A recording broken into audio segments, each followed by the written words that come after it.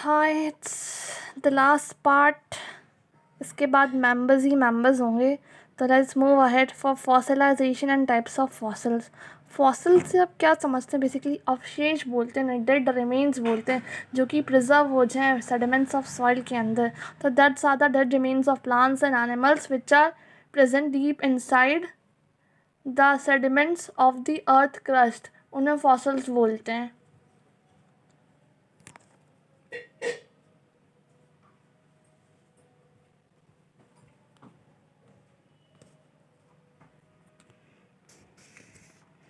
The study of past plant life को palaeobotany बोलते हैं। पुराने प्लांट्स को, उनके रिमेन्स को स्टडी करना है प्ले बॉटनी।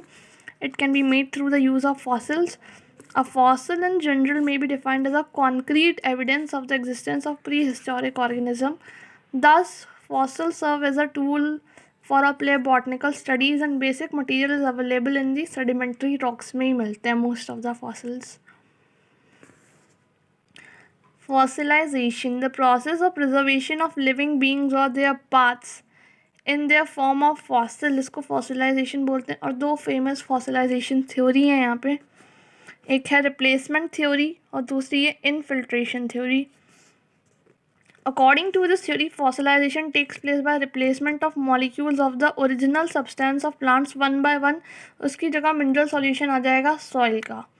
इनफिल्ट्रेशन थ्योरी में क्या होगा? Takes place as a result of infiltration and precipitation through the cell wall के थ्रू इनफिल्ट्रेट होकर अंदर आ जाएंगे और जब वो सब डैमेज हो जाएगा उसके बाद सिर्फ इनफिल्ट्रेट रिमेन्स बच जाएंगे और वो फॉसिल में ट्रांजिट हो जाते हैं। तो ये इनफिल्ट्रेशन थ्योरी है। ठीक है।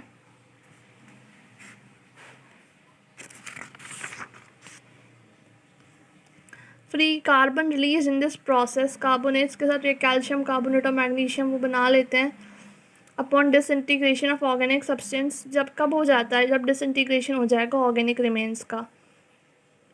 The process of fossilisation is affected by a number of factors, जैसे कि नेचर ऑफ प्लांट कैसा, थिन डेलिकेट है, हार्ड टाइप है, the rapidity with the plant material कि पूरा डिके जल्दी होता है या देर से डिके होता है, रॉक किस तरह की है जिसमें प्लांट बरी हुआ है, या एक्सटेंट ऑफ मिनरलाइजेशन कैसा है कि उन सारे फैक्टर्स पर डिपेंड करता है rate of fossilisation. Types of fossil. Fossil अगर इन वैरायटी ऑफ फॉर्म्स में होते हैं, अलग अलग तरह के फॉसिल्स देखने को मिलते हैं। एक एक करके बात करेंगे सबके बारे में। सबसे पहला कंप्रेशन फॉसिल। कंप्रेशन समझते हैं? सबसे कॉमन टाइप का फॉसिल होता है। As the name indicates are formed as a result of burial of plants and its parts. सिर्फ वो ना मिट्टी में दब जाए और वो प्लांट हट जाएगा तो उसके जो मतलब डिज़ाइन जैसा रह जाएगा, that is a compression type of fossil. समझ रहे हैं आप लोग? Compression and overlying pressure of the sediments, एक के ऊपर एक सेडिमेंट्स आते जाएंगे प्रेशराइज होके वो पूरा उसमें बन जाएगा, तो एक कंप्रेशन फॉसिल हो जाएगा। कार्बोनिफेरस लेयर्स और बिटवीन द सेडिमेंट्स के बीच में देखने को मिलते हैं। Do not show structural details, नहीं दिखाते हैं सेल की। यूज़ कंप्रेशन फॉसिल सिर्फ एक्सटर्नल मॉर्फोलॉजी ऑफ प्लांट को स्टडी करने के काम आते हैं, क्योंकि सिर्फ बाहर का ही दिखता है। देख सकते हैं आप लोग, सिर्फ बाहर का ही व्यू दिखेगा, बाकी और कुछ नहीं पता चलेगा। टैरिफिकेशन फॉसिल विच प्रिजर्व बोथ एक्सटर्नल और इंटरनल स्ट्रक्चर को जो प्रिजर्व करते हैं उन्हें टैरिफिकेशन फॉसिल कहते हैं। Every cell of plant tissue is preserve and perfectly distincted होता है, अलग अलग विजिबल होगा। There is molecule by molecule replacement of plant parts by 20 minerals in the form of carbonate, sulfonate, silicates। Organic part को protect करते हैं कुछ time के लिए, रैपिड डिके नहीं देखने को मिलता है।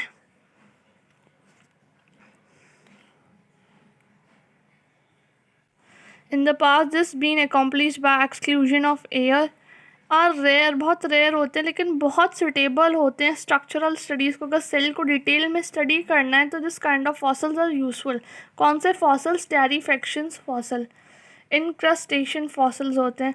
ये भी most commonest types of fossils होते हैं। Suitable morphology of fossil plants, external forms of plants is preserved as a cast but the internal structure destroy हो जाते हैं. External structure is preserved as a cast but internal structure deteriorate कर जाते हैं. तो this kind of fossils को हम क्या बोलते हैं? इनक्रस्टेशंस fossils.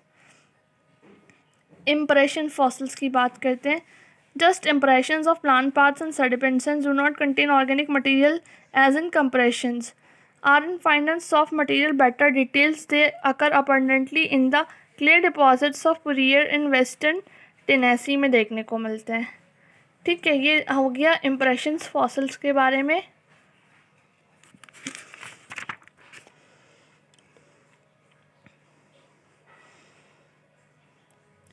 Compactations and mummified plants.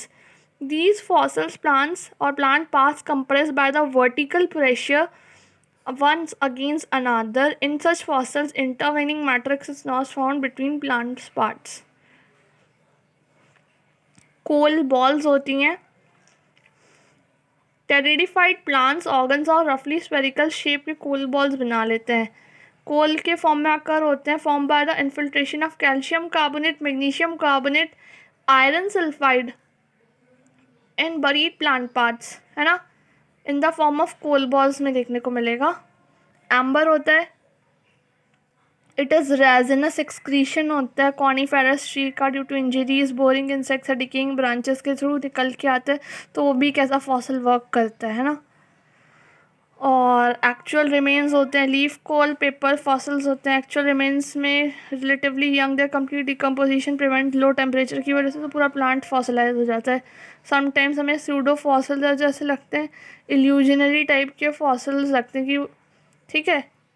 Factors affecting fossilisation बता चुकी हूँ मैं, है ना. किस पे डिपेंड करता है? ह्यूमिडिटी, जो प्रेशर लग रहा है ना, जो बाकी चीज़ें उन सब पे डिपेंड करता है रेट ऑफ फॉसिलाइजेशन.